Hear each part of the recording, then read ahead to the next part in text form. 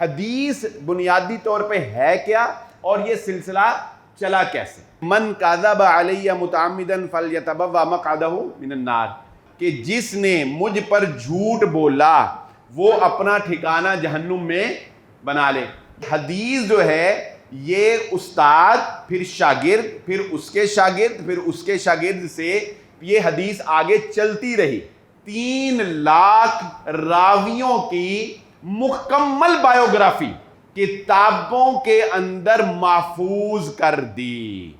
ایک حدیث ضعیف ہوگی، ایک حدیث موضوع ہوگی، ایک صحیح ہوگی، ایک صحیح لی ذاتی ہوگی، ایک صحیح لی غیری ہوگی، ایک حسن ہوگی، نبی صلی اللہ علیہ وسلم کے شمائل تک محفوظ ہیں۔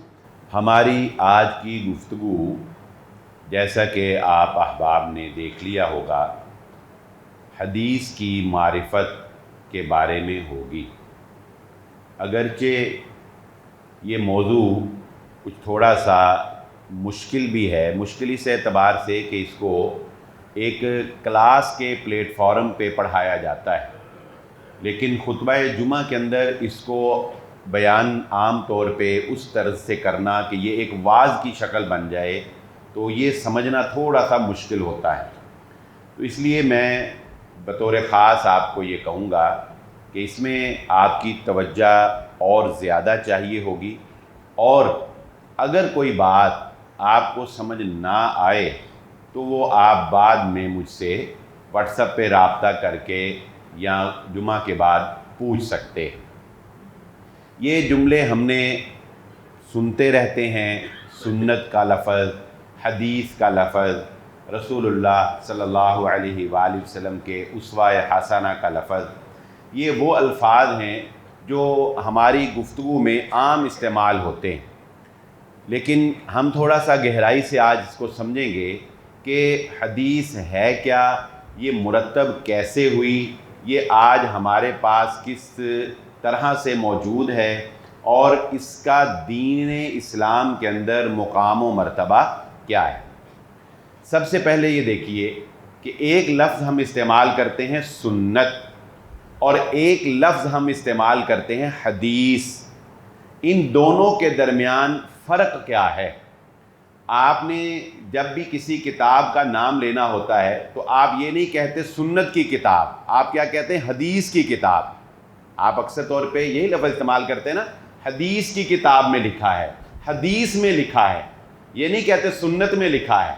اس کا مطلب کیا ہے کہ حدیث میں لکھا ہے، کیا لکھا ہے؟ حدیث میں جو لکھا ہے وہ سنت ہے۔ حدیث میں جو لکھا ہے وہ کیا ہے؟ وہ سنت ہے۔ اس کو تھوڑا اور واضح کرتے ہیں۔ سنت کیا ہے؟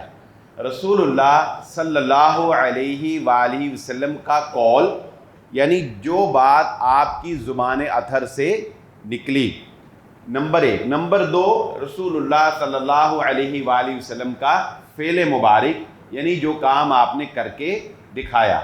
نمبر 3، تقریر، وہ یہ اردو والی تقریر نہیں، اس کا حدیث میں اس کا اصطلاحی معنی کیا ہے کہ کوئی بھی ایسا کام جو رسول اللہ صلی اللہ علیہ وآلہ وسلم کے سامنے ہوا لیکن آپ صلی اللہ علیہ وآلہ وسلم نے اس پر خاموش رضامندی کا اظہار کیا، یعنی آپ اس پر خاموش رہے، کیونکہ ایک نبی کی یہ شایان شان نہیں ہے کہ اس کے سامنے کوئی دین کے خلاف کام ہو اور نبی اس پر خاموش رہے، نبی اس کی وضاحت نہ کرے۔ تو آپ کے سامنے صحابی نے کوئی کام کیا، کوئی کام ہوا، آپ کو بتایا گیا، آپ صلی اللہ علیہ وآلہ وسلم نے اس پر خاموشی اختیار کی، یعنی آپ نے اس سے منع نہیں کیا، نہ اس کے اوپر کوئی الفاظ اس کی تعریف میں یا توثیق میں بیان کیے، تو وہ بھی سنت ہی کہلاتا ہے۔ اب یہ سنت ہے۔ اچھا، اب یہ سنت جو ہے یہ ہم تک پہنچی کیسے؟ یہ سنت ہم تک پہنچی ہے حدیث کے ذریعے سے۔ حدیث کیا ہے؟ صحابی نے، اب نبی صلی اللہ علیہ وسلم نے جو بات بیان کی وہ کس نے سنی براہ راست؟ صحابی نے۔ نبی صلی اللہ علیہ وآلہ وسلم نے جو کام کیا وہ کس نے دیکھا براہ راست؟ صحابی نے۔ نبی صلی اللہ علیہ وسلم کے سامنے کام ہوا، آپ خاموش رہے، اس سارے واقعے کو کس نے محفوظ کیا؟ صحابی نے۔ اب جب صحابی یہ بیان کرتا ہے کہ میں نے نبی صلی اللہ علیہ وآلہ وسلم کو فرماتے سنا، صحابی جب کہتا ہے کہ میں نے نبی صلی اللہ علیہ وسلم کو کرتے دیکھا، صحابی جب کہتا ہے ہمارے سامنے یہ نبی صلی اللہ علیہ وسلم کے سامنے یہ کام ہوا، آپ خاموش رہے، تو یہ جو صحابی کا نبی صلی اللہ علیہ وآلہ وسلم کے سنت کو بتانا ہے، یہ حدیث بن جاتا ہے، یہ حدیث بن جاتا ہے۔ اس سے آپ اندازہ لگا لیں کہ صحابہ کی دین میں کتنی اہمیت ہے کہ ہم تک جو احادیث پہنچائی ہیں یا حدیث کا جو آغاز ہوا ہے وہ کس سے ہوا ہے؟ وہ صحابہ کے بتانے سے ہوا ہے۔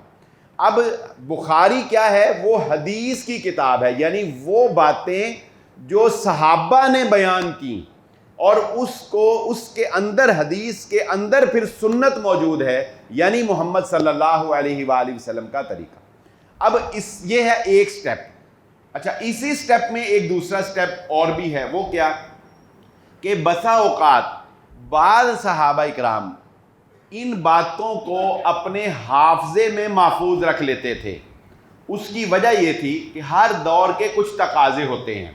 اس دور میں لوگوں کا حافظہ اتنا مضبوط تھا کہ لوگ اپنے حافظے پر اعتماد کرتے تھے، لوگ اپنے حافظے پر اعتماد کرتے تھے اور باتیں ان کو ازبر یاد رہا کرتی تھی، بھولتے نہیں تھے۔ حتیٰ کہ سند، ہم آگے دیکھیں گے سند کیا ہوتی ہے، وہ حرف لفظ ان کو یاد ہوتا تھا۔ تو اکثر صحابہ ان چیزوں کو اپنے حافظے میں محفوظ کر رکھتے تھے، لیکن بعض صحابہ نے یہ محسوس کیا کہ چلو حافظہ تو ہے ہی، لیکن ان باتوں کو ہم تحریری شکل کے اندر بھی محفوظ کر لیں۔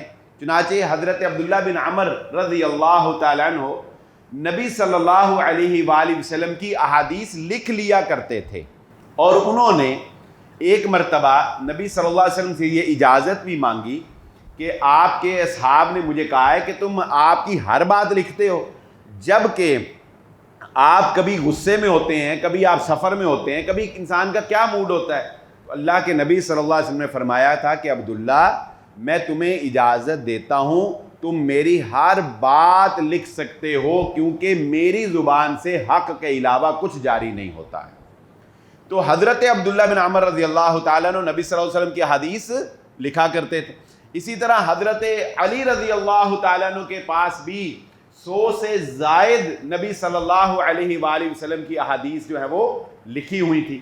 تو اس طرح کچھ اور بھی صحابہ تھے کہ جن کے پاس اپنے اپنے نسخے، جن کو وہ نبی صلی اللہ علیہ وسلم کی احادیث سن کر لکھ لیا کرتے تھے، یہ اس وقت موجود تھے۔ اب یہ ہے ایک سٹیپ۔ اب اس سے اگلا سٹیپ کیا آتا ہے؟ اس سے اگلا سٹیپ ہوتا ہے تابعین کا۔ تابعین وہ ہیں جنہوں نے نبی صلی اللہ علیہ وآلہ وسلم کو حالت اسلام میں نہیں دیکھا ہوتا، لیکن صحابی کو انہوں نے حالت اسلام کے اندر، ان کی وفات بھی اسی اسلام پہ ہوتی ہے اور وہ صحابی کے ساتھ انہوں نے ان کو دیکھا ہو یا صحابی سے اس کی ملاقات ہو، تو ہم اسے کہتے ہیں تابعی۔ اب ایک صحابی بیٹھ گئے۔ اب یہاں سے آپ نے بات کو ذرا غور سے سمجھ رہا ہے۔ یوں سمجھ لیں کہ یہ ایک دارالسلام کی مسجد جو ہے یہ ایک کلاس روم ہے۔ اب ایک صحابی اپنی مسند کے اوپر بیٹھ گئے اور ان کے آگے 10-15 شاگرد بیٹھ گئے یا 10-15 بندے مسجد میں بیٹھ گئے۔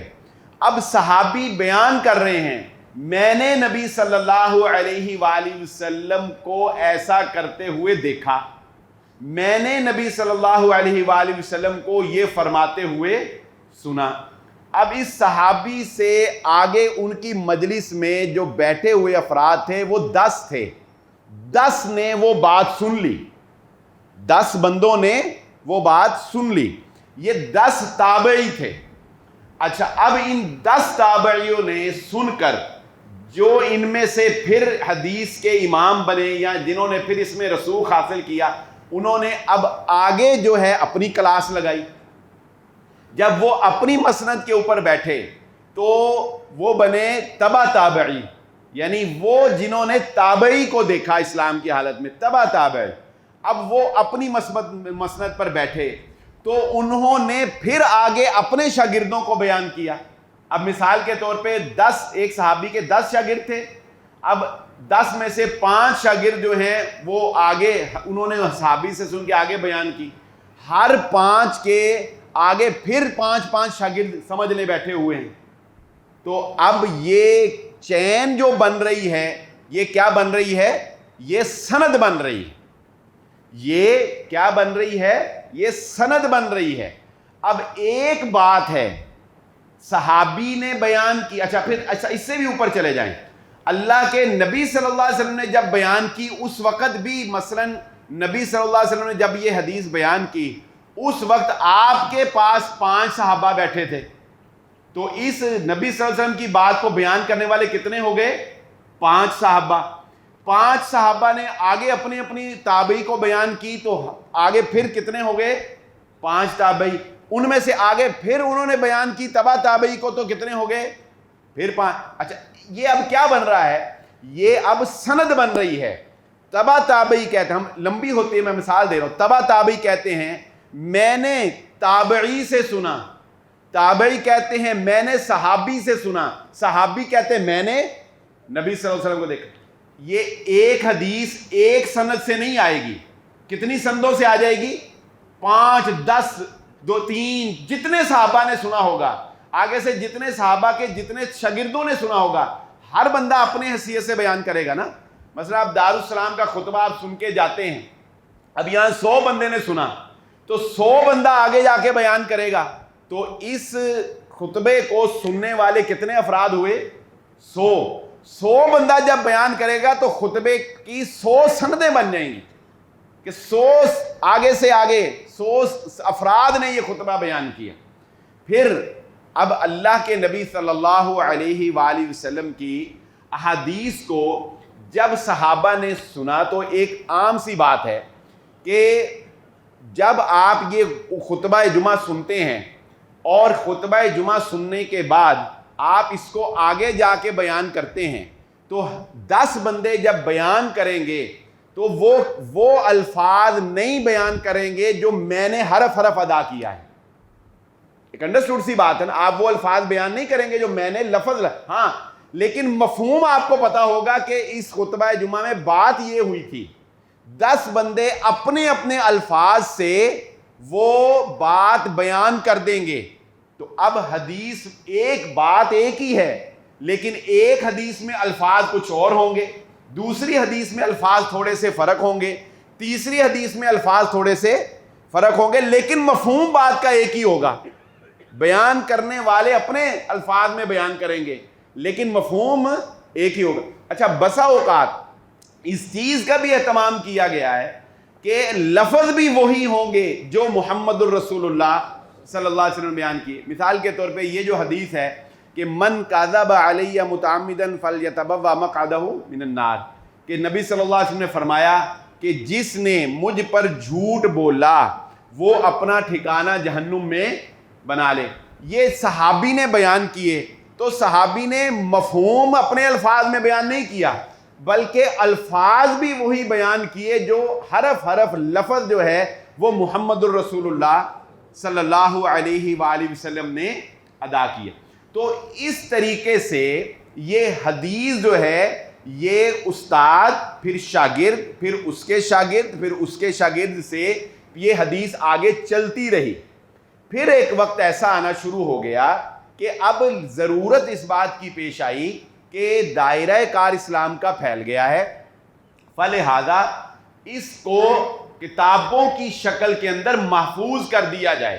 کتنی کو سند لمبی ہوگی تو لہذا پھر امام بخاری, امام مالک نے سب سے پہلے موطا امام مالک لکھی, امام مالک کے بعد پھر بخاری کو پذیرائی حاصل ہوئی, بہرحال اور بھی بہت سی کتب لکھی گئیں. لیکن پھر لوگوں نے حدیث کی کتابوں کے اندر روایات کو جمع کرنا شروع کر دیا, اور جب وہ روایت لکھتے تھے تو وہ کیا کہتے تھے, میں نے یہ حدیث سنی فلاں سے, فلاں نے یہ حدیث سنی فلاں سے, اور اس نے یہ حدیث سنی فلاں تبع تابعی سے, اس نے نام کے ساتھ پھر تابعی سے پھر صحابی سے اور پھر محمد الرسول اللہ یہ سند بن گئی، اور ایک حدیث کی کئی سندیں بن گئی، اور ایک حدیث مختلف صحابہ سے مختلف الفاظ سے ایک مفہوم کے ساتھ واضح ہوگی۔ اب آپ کو یہ بات سمجھ آ گئی کہ حدیث بنیادی طور پہ ہے کیا اور یہ سلسلہ چلا کیسے۔ اچھا، اب اس سے اگلا سٹیپ کیا ہے؟ اس سے اگلا سٹیپ یہ ہے کہ یہ محدثین نے پھر اس بات کا ہر دور میں اہتمام کیا کہ ظاہری سی بات ہے کہ اب آپ کے 100 بندہ جو ہے وہ یہاں پر مسجد دارالسلام کا خطبہ سن رہا ہے، اس میں بچے بھی بیٹھے ہیں، اس میں بوڑھے بھی بیٹھے ہیں، اس میں کچھ ایسے لوگ ہیں جن کو بالکل ہاؤ نو ہی نہیں پتا، الف بے ہی نہیں پتا۔ کیا ہر بندہ اس بات کا اہل ہے کہ وہ اس خطبے کو آگے صحیح معنوں میں ٹرانسفر کر سکے؟ یقینی بات ہے ہر بندہ اس بات کا اہل تو نہیں نا کہ وہ اس خطبے کو آگے ٹرانسفر کر سکے۔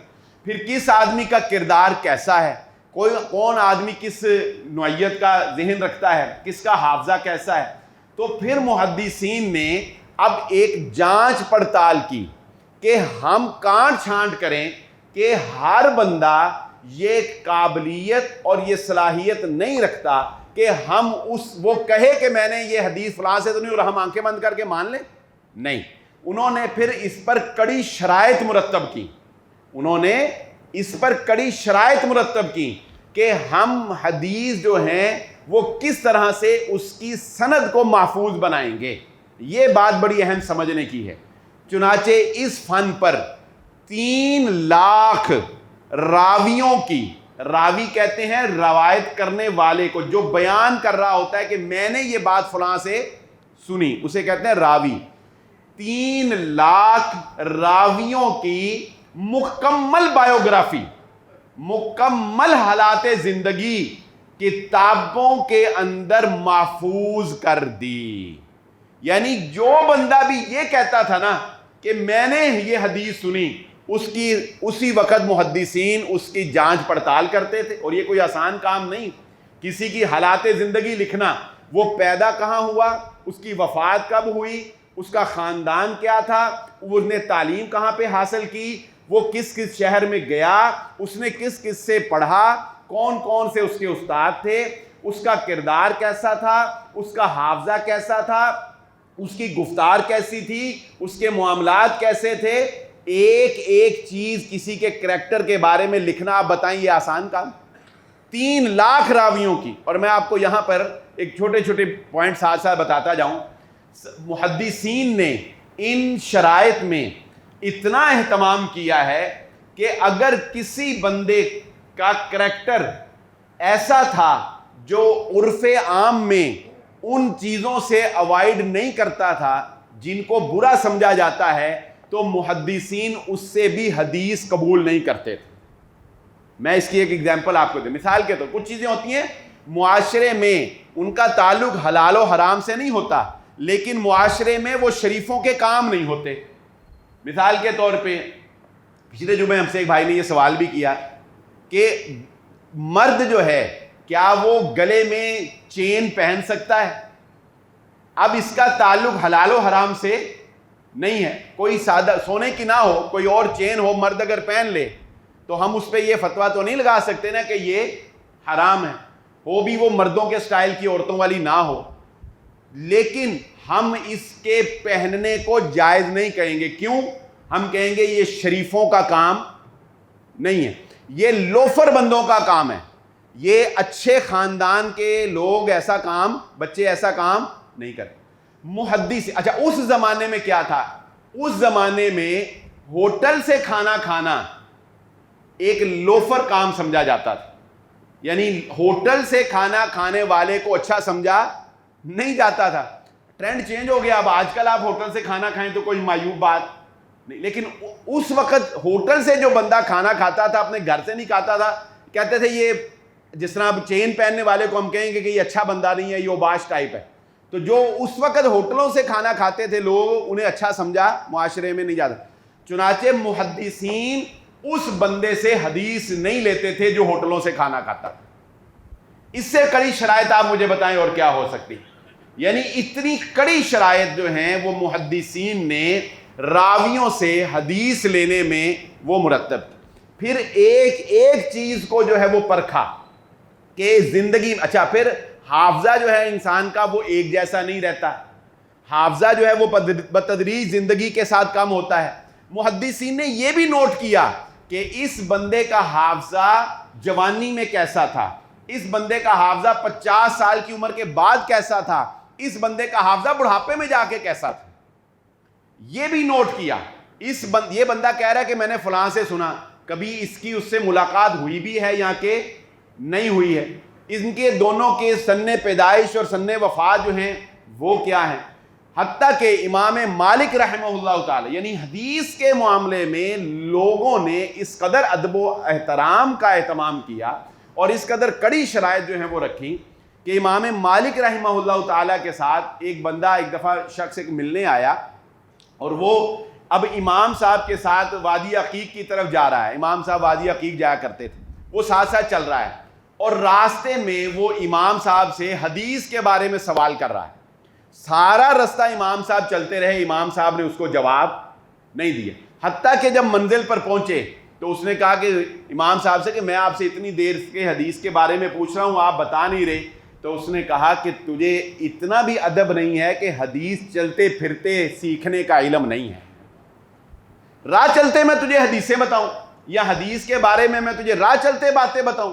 حدیث کا علم ادب کا تقاضا کرتا ہے، میں اپنی مسند پر بیٹھ کر حدیث بیان کرتا ہوں، جس نے سننی ہے میری کلاس میں آئے، وہاں پر بیٹھ کر جو ہے وہ حدیث کا علم حاصل کرے۔ اسی لیے میں بھی اکثر یہ کہتا ہوں کہ جو آپ کو دین سننے کا سیکھنے کا مزہ مسجد میں خطبہ جمعہ میں آئے گا، یہ کہیں اور نہیں آئے گا۔ آپ واٹس ایپ پہ ہم سے تقریریں سن لیں، آپ واٹس ایپ پہ ہم سے باتیں سن لیں، وہ یوٹیوب پہ سن لیں، جو ادب احترام مزہ روحانیت کا دل میں اترنے والا ایک باقاعدہ ماحول سے میسر آتا ہے، وہ کسی اور سے میسر نہیں آتا۔ اسی طرح امام مالک رحمہ اللہ تعالیٰ کے دور میں ایک واقعہ، بہت سے واقعات اس طرح کے، کہ ایک دفعہ ایک گورنر نے، جو کہ امام صاحب کا دوست بھی تھا بچپن کا، اس نے امام صاحب سے پڑھنے کا جو ہے وہ خواہش ظاہر کی، لیکن وہ بادشاہ تھا، اس نے امام صاحب کی کلاس میں اپنی کرسی لگوا لی، امام صاحب سارا پیریڈ بیٹھے رہے، حدیث بیان نہیں کی، نماز کا وقت ہوا، اٹھا، اس نے کہا جی آپ سارا وقت بیٹھے رہے، اس نے کہا میں اس کی بات بیان کرنے لگا ہوں جس کو اللہ نے اس دنیا میں وہ مقام دیا کہ اس سے بڑا مقام کسی اور کا نہیں ہے۔ میرے سامنے کوئی اونچی جگہ پر بیٹھ کر کوئی بادشاہ بن کے حدیث سننا چاہے، میں اسے حدیث نہیں سنایا کرتا، میرے سے حدیث پڑھنی ہے تو تمہیں زمین پر دوسرے شاگردوں کے ساتھ بیٹھنا پڑے گا۔ یعنی وہ محدثین نے حدیث کو بیان کرنے میں اتنا اہتمام کیا، آپ وہ کڑی ترین شرائط جو ہے وہ دیکھ سکتے ہیں۔ زندگی میں اگر کسی شخص نے یہ اس پر تہمت جھوٹ ہو، کذب کی، یعنی لوگوں نے یہ کہا ہو کہ اس بندے کو ہم نے جھوٹ بولتے ہوئے دیکھا، کسی بندے کا زندگی میں ایک مرتبہ جھوٹ پکڑا گیا، محدثین نے کہا اس بندے پہ جھوٹ کی تہمت لگ گئی، اس سے حدیث نہیں لی جا سکتی۔ آپ بتائیں، ایک بندہ زندگی میں جھوٹ بول دیتا ہے، کڑی شرائط ہیں، کہا یہ اس بندے کے بارے میں یہ کہ یہ جھوٹ بولتا ہے، لہذا اس بندے سے حدیث جو ہے وہ نہیں لی جا سکتی۔ پھر حدیث کو محدثین نے کیٹاگرائز کیا کہ ہر حدیث جو ہے وہ ایک ہی درجے کی نہیں ہو سکتی۔ پھر اماموں کو کیٹاگرائز کیا کہ ایک امام کا درجہ ثقہ کا ہے، ایک اوثق ہے، ایک کا اس سے ایک حسن درجہ ہے، یعنی ایک بہت بڑے امام ہے، ایک اس سے کم درجے کے امام ہے، اس سے کم درجے کے امام ہے، ایک حدیث ضعیف ہوگی، ایک حدیث موضوع ہوگی، ایک صحیح ہوگی، ایک صحیح لی ذاتی ہوگی، ایک صحیح لی غیری ہوگی، ایک حسن ہوگی۔ یہ ساری ٹرمز آپ نے سنی ہوں گی نا، یہ کیا ہیں؟ یہ ٹرمز سند کے اعتبار سے، کہ اگر کسی کی سند میں، پھر اچھا یہ بھی کافی نہیں، میں آپ کو یہاں تک بھی محدثین نے اہتمام کیا ہے کہ اگر کسی راوی کو حدیث بیان کرنے میں کچھ الفاظ میں وہم ہو گیا، یعنی ساری حدیث صحیح ہے مگر حدیث میں صرف ایک لفظ جو ہے وہ نبی صلی اللہ علیہ وسلم نے نہیں کہا، اس کو وہم ہو گیا، وہ بھی محدثین نے مینشن کر دیا ہے کہ ساری روایت صحیح ہے مگر ایک لفظ جو ہے یہ صحیح نہیں ہے, یہ وہم ہے راوی کا, وہ بھی پکڑا گیا ہے. یعنی اس قدر باریک بینی سے اور اس قدر چھنی لگا کر محدثین نے راویوں کو پرکھا ہے اور پھر ان احادیث کو جو ہے وہ حدیثوں کے کتابوں کے اندر جمع کیا. ہاں, لوگ نبی صلی اللہ علیہ وآلہ وسلم کی طرف اس وقت بھی حدیثیں گھڑنا شروع ہو گئے تھے.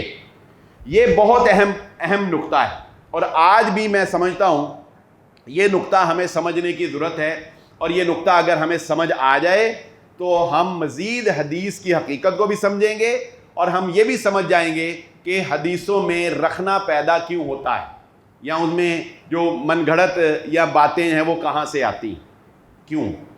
حدیث گھڑنے کے محدثین نے اسباب بیان کی. نمبر 1, لوگ نبی صلی اللہ علیہ وآلہ وسلم کی طرف حدیث گھڑا کرتے تھے لوگوں کو اللہ کی طرف لانے کے لیے. کیسی بات؟ لوگ حدیث گھڑتے تھے لوگوں کو اللہ کی طرف لانے کے لیے, یعنی نیت ان کی اچھی ہوتی تھی. یعنی اس وقت کے ایک شخص نے حدیثیں گھڑی, مثال کے طور پہ اس نے کوئی لاکھوں حدیثیں گھڑ دیں, اس نے دیکھا کہ لوگ نماز میں سستی کر رہے ہیں, نماز کی فضیلت پہ حدیثیں گھڑنا شروع کر دی. کیوں؟ تاکہ لوگ نمازی بن جائیں. اور انہوں نے سے جب پوچھا کہ یہ تم نے حدیثیں کیوں گھڑی, یہ حدیث تم نے کہاں سے سنی, اس نے کہا میں نے گھڑی ہے. مان بھی گئے کہ میں نے گھڑی. کیوں گھڑی ہے؟ نیت اچھی سمجھ کے کہ چلو کوئی نہیں, نیت تو میری اچھی ہے نا, لہذا میں نے لوگوں کو ترغیب دلانے کے لیے حدیثیں گھڑی. آج بھی آپ کو ایسی روایات ملیں گی, ایسے لوگ ملیں گے جو ایسی باتیں بیان کرتے ہیں جو کہ محمد الرسول اللہ صلی اللہ علیہ وسلم نے نہیں کی. لیکن وہ کیا ہوگا, ان کو پوچھیں گے یہ کیوں, کہتے ہیں کوئی بات نہیں, اگر ہماری بات سن کے کوئی نیکی کرنا شروع کر دے تو پھر کیا ہوا. یہ خطرناک ہے. نمبر 2, لوگوں نے حدیثیں کیوں گھڑی؟ لوگوں نے احادیث گھڑی اپنے سیاسی مفادات کے لیے. مثال کے طور پہ آپ جانتے ہیں کہ سیاسی طور پر اس وقت امت مسلمہ جو ہے وہ 2 گروہوں میں تقسیم ہو گئی.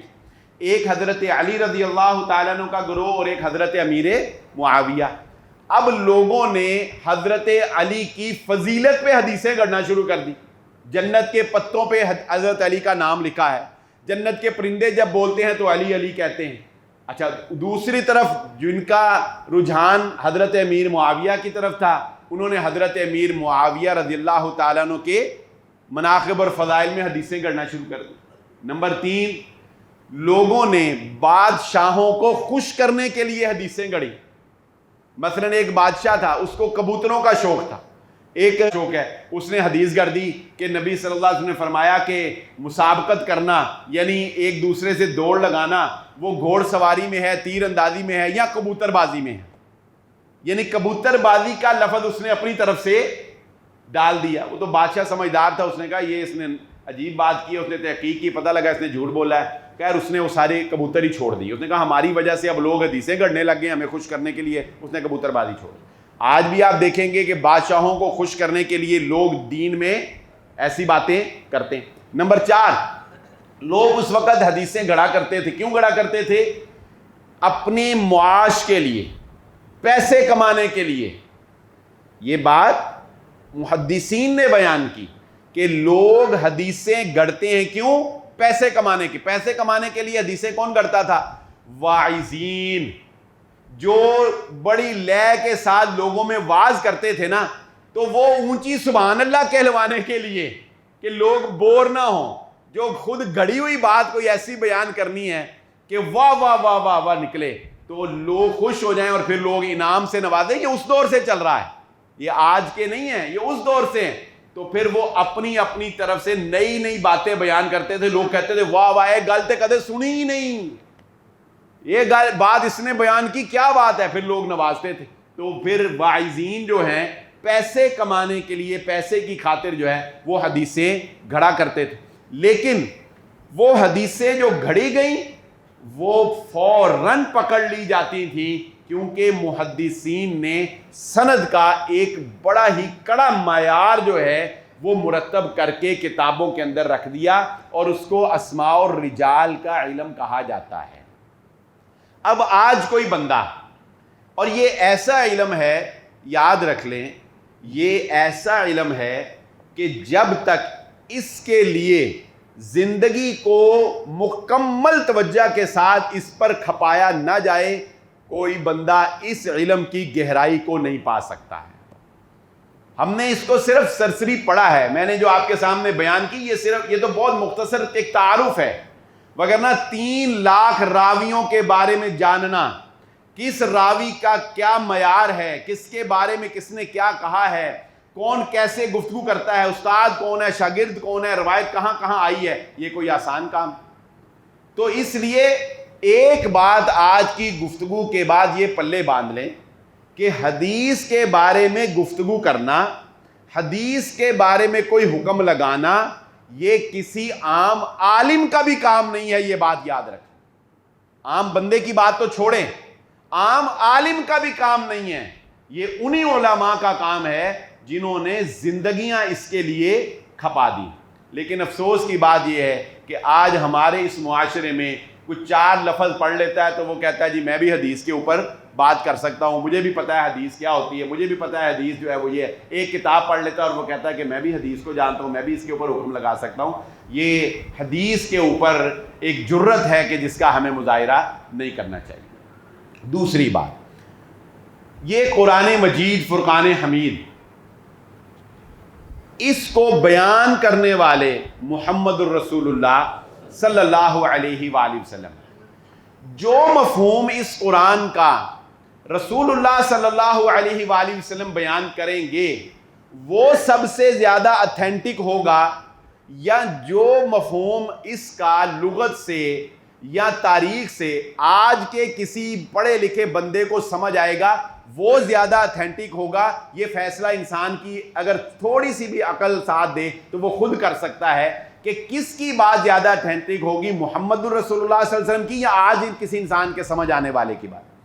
دوسری بات، محمد صلی اللہ علیہ وآلہ وسلم نے قرآن مجید کا جو مفہوم صحابہ کو بتایا اور صحابہ نے نبی صلی اللہ علیہ وسلم کو دیکھ کر جو دین سمجھا، کیا وہ دین زیادہ اتھینٹک اور صحیح ہو سکتا ہے، یا آج مجھے اپنی عقل سے کوئی بات سمجھ آئے میں کہوں جی یہ بات جو ہے یہ زیادہ قرین قیاس ہے، یہ زیادہ صحیح ہے، اسی کو مانو، صحابہ کو جو سمجھ آئی وہ صحیح سمجھ نہیں آئی تھی؟ تو مجھے بتائیں معیار میری ذات ہو سکتی ہے یا معیار صحابہ ہو سکتے ہیں؟ صحابہ کو جو دین سمجھ آیا، جنہوں نے براہ راست، جن کو پتا تھا یہ نازل کیوں ہوا، کس وقت ہوا، نزول کے وقت نبی صلی اللہ علیہ وسلم کا لب و لہجہ کیا تھا، لب و لہجے سے بھی بات میں فرق آ جاتا ہے۔ آپ لب و لہجے سے بات میں فرق کر دیتے ہیں۔ مثال کے طور پہ آپ کسی کو کہتے ہیں خیر ہے نا، تو اس کا مطلب کیا ہے؟ ابھی تمہاری طبیعت ٹھیک ہے، خیر ہے۔ ایک میں کہتا ہوں او خیر ہے، بات بدل گئی کہ نہیں بدل گئی؟ آپ کسی کو کہتے ہیں یار خیر ہے، طبیعت ٹھیک ہے، یا خیر ہے، ایک کہتا ہوں او خیر تے ہے، اس کا مطلب کیا ہے کہ تیری طبیعت ٹھیک نہیں لگتی، سیٹ ہونے والی ہے، خیر نہیں ہے۔ تو لب و لہجے سے انسان کے اندر جو ہے وہ فرق ہے۔ جنہوں نے لب و لہجہ پڑھا، جنہوں نے سب کچھ دیکھا، جنہوں نے حالات کو دیکھا، ان کو پتہ ہے۔ تو ہمیں وہ مفہوم جو ہے وہ لینا چاہیے جو محمد الرسول اللہ صلی اللہ علیہ وسلم نے قرآن کا بیان کیا اور جو صحابہ کرام نے محمد الرسول اللہ صلی اللہ علیہ وآلہ وسلم کو دیکھا، نہ کہ ہم یہ کریں کہ ہماری عقل میں جو بات آئے وہ ہم کہیں کہ وہ تو ہم مان لیتے ہیں کہ یہ حدیث میں ہے، اور جو ہماری عقل نہیں مانتی ہم کہتے ہیں کہ نہیں یہ ہم اس کو نہیں مانتے۔ یہ کام آج کی جدید فکر میں جو گامدی صاحب کی فکر ہے وہ یہ کام کرتے ہیں کہ وہ اپنی لغت سے اور تاریخ سے، ان کے نزدیک، میں ان کا فہم ہے، ان کے نزدیک حدیث جو ہے وہ ماخذ دین میں سے نہیں ہے، یعنی حدیث سے آپ دین نہیں لے سکتے، بلکہ حدیث کی حیثیت ایک تاریخ کی حیثیت ہے۔ آپ اگر اس سے آپ کو بات سمجھ آتی ہے تو ٹھیک ہے، وہ ایک پرائمری سورس نہیں ہے بلکہ وہ ایک سپورٹنگ ہے۔ اگر آپ کو سمجھ آئے تو اس کو ساتھ اٹیچ کر لے، نہ سمجھ آئے تو آپ نہ اس کو ساتھ اٹیچ کریں۔ پھر یہ بات کہنا کہ یہ حکم، مثال کے طور پہ جو پردے کا حکم ہے، رسول اللہ صلی اللہ علیہ وآلہ وسلم کی ازواج کا نام لے کے جو اللہ تعالیٰ نے قرآن مجید میں کہا قل لازواجک و بناتک، تو اب اس کو صحابہ نے جس طرح نبی صلی اللہ علیہ وسلم سمجھا اور آج تک کے محدثین نے یہ سمجھا، وہ سارے غلط تھے، ان سب کو سمجھ نہیں آئی. لیکن آج ایک شخص اٹھ کے یہ کہتا ہے کہ یہ حکم اس وقت اس لیے دیا گیا کہ وہاں اس وقت کچھ لوگ جو ہے وہ اس طرح کی چھیڑ چھاڑ کرتے تھے، تو مسلمان خواتین کو کہا گیا کہ وہ ذرا پردے کا اہتمام کریں. یہ حکم صرف اتنی دیر کے لیے تھا، بعد والوں کے لیے یہ حکم نہیں تھا. یہ بات ان کو سمجھ آ گئی، لیکن 14 صدیوں سے یہ بات محدثین کو، تابعین کو، تبع تابعین کو، صحابہ کو سمجھ نہیں آئی. وہ اس کو ساری امت کے لیے عام کرتے رہے. تو یہ فتنہ جو محمد الرسول اللہ صلی اللہ علیہ وآلہ وسلم نے کہا کہ قیامت سے پہلے یہ بھی ایک آزمائش، ایک فتنہ امت مسلمہ پہ آئے گا کہ اعجاب کل ذی رأی برأیہ، کہ ہر بندہ کہے گا کہ جو میں نے دین کو سمجھا ہے نا یہی صحیح سمجھا ہے، اور کوئی آج تک سمجھ ہی نہیں سکتا. مثلا وہ کہتے ہیں کہ حضرت عیسیٰ علیہ السلام کے بارے میں جو نبی صلی اللہ علیہ وسلم نے پیشین گوئیاں کی کہ آپ دوبارہ تشریف لائیں گے، اور امام مہدی کے بارے میں جو پیشین گوئیاں کی، وہ کہتے ہیں جی یہ سب قصے کہانیاں ہیں، ان کا دین کے ساتھ کوئی تعلق نہیں ہے، یہ کوئی قطعاً جو ہے یہ دین نہیں ہے. تو محمد الرسول اللہ صلی اللہ علیہ وآلہ وسلم کی احادیث، وقت قلیل ہے، بات جتنی ہو سکی ہم اسی پہ اکتفا کرتے ہیں. نبی صلی اللہ علیہ وآلہ وسلم کی احادیث دین ہے، ان کو اللہ تعالیٰ نے محفوظ رکھا، محدثین نے زندگیاں کھپائیں، نبی صلی اللہ علیہ وسلم کے شمائل تک محفوظ ہیں. آپ کا قد کیسا تھا، آپ کا رنگت کیسی تھی، آپ کا پسینہ کیسا تھا، آپ کے بال کیسے تھے، آپ کی داڑھی مبارک کیسی تھی، آپ کی آنکھیں کیسی تھیں، آپ کے ہاتھ کیسے تھے، آپ چلتے کیسے تھے، آپ دیکھتے کیسے تھے، ایک ایک چیز تو محدثین نے جو ہے محفوظ رکھی ہے، پیچھے کیا رہ گیا. تو اس لیے یہ بات سمجھ لیں کہ دین اسلام کے اندر حدیث ایک ماخذ دین ہے، یہ دین کا حصہ ہے، وگرنہ آپ اپنی میت کو غسل دینے کا طریقہ بھی نہیں دین سے حاصل کر سکیں گے. آپ نماز پڑھنے کا طریقہ جو ہے وہ دین سے نہیں نکال سکتے ہیں. آپ دین میں زکوٰۃ کا نصاب جو ہے وہ نہیں نکال سکیں گے. آپ حج کے مناسک جو ہیں وہ نہیں سیکھ سکیں گے اگر آپ محمد الرسول اللہ صلی اللہ علیہ وآلہ وسلم کی ذات کو فالو نہیں کرتے. اور اگر آپ کہتے ہیں کہ محمد صلی اللہ علیہ وسلم کا طریقہ اور آپ کی احادیث جو ہیں وہ دین نہیں. میں آپ کو ایک مزے کی بات سنا دوں آخر میں. حماد لکھوی صاحب نے، مولانا حماد لکھوی صاحب معروف اسکالر ہیں، انہوں نے ایک بڑی پیاری بات کہی. انہوں نے گامدی صاحب کی مثال دیتے ہوئے یہ بات کہی. انہوں نے کہا کہ ان کی مثال ایسے ہے کہ جیسے ایک عورت ایک دفعہ ایک ڈاکٹر کے پاس گئی اور اس نے ڈاکٹر کو جا کے کہا کہ میرے گردے میں بڑی درد ہے، میرے گردے میں بڑی درد. ڈاکٹر نے جب چیک کیا، ڈاکٹر نے دیکھا کہ اس کے گردے میں درد کوئی نہیں ہے، بیگم صاحبہ ایویں لگی ہوئی. اس نے ڈاکٹر نے چیک کیا، ڈاکٹر نے کہا بی بی بات یہ ہے کہ یہ گردے کے درد کوئی نہیں ہے، اس لیے کہ عورتوں میں تو گردہ ہوتا ہی نہیں ہے. اس نے کہا ہیں عورتوں میں گردہ ہوتا ہی نہیں ہے. نے کہا وہ کہتی چلو ٹھیک ہے پھر میری درد بھی ٹھیک ہو گئی. تو وہ حماد لکھوی صاحب کہتے ہیں کہ جو بندہ بھی ان کے پاس جا کے کہتا ہے نا کہ دین اسلام کا یہ جو حصہ ہے نا یہ مجھے تنگ کرتا ہے، وہ کہتا ہے یہ دین میں ہے ہی نہیں، پریشان ہونے کی کیا ضرورت ہے. موسیقی ہے، وہ کہتے ہیں کوئی بات نہیں، موسیقی حرام ہے ہی نہیں دین میں. سود ہے، وہ کہتے ہیں وہ نہیں، وہ پرانی بات تھی، اب تو سود کا کوئی مسئلہ ہی نہیں، یہ دین میں ہے ہی نہیں. تو جو بات بھی کسی کو اڑتی ہے وہ کہتے ہیں یہ دین میں ہے ہی نہیں ہے، اس کو نکال دیتے ہیں، بندے کا درد ختم ہو جاتا ہے، بندہ سکون میں ہو جاتا ہے. تو دین اسلام قرآن کا نام ہے، محمد الرسول اللہ صلی اللہ علیہ وسلم کے فرمان کا نام ہے. میں نے اس پر پورے 3 جمعے مجھے یاد ہے، آج سے اس وقت شاید ریکارڈنگ نہیں ہوتی تھی، 3 جمعے پڑھائے تھے. اس آج کا جو ہمارا ٹاپک تھا نا 10 سال پہلے 3 خطبات میں ہم نے اس کو کور کیا تھا، جس میں ہم نے ہر چیز کو کھول کر جو ہے وہ دیکھا تھا. بہرحال امید کرتا ہوں کہ بنیادی باتوں کا اور ایک تعارف مختصر جو ہے وہ ہمیں حاصل ہو گیا ہوگا کہ حدیث کتنے اہتمام کے ساتھ محدثین نے جو ہے وہ ہم تک پہنچائی ہے. اللہ تعالیٰ سے دعا ہے کہ اللہ تعالیٰ ہم سب کو دین اسلام سے صحیح وابستگی نصیب فرمائے۔ اللہ تعالیٰ دور حاضر میں پھیلے ہوئے بہت سارے فتنوں سے ہماری حفاظت فرمائے۔ وآخر دعوانا الحمدللہ رب العالمین۔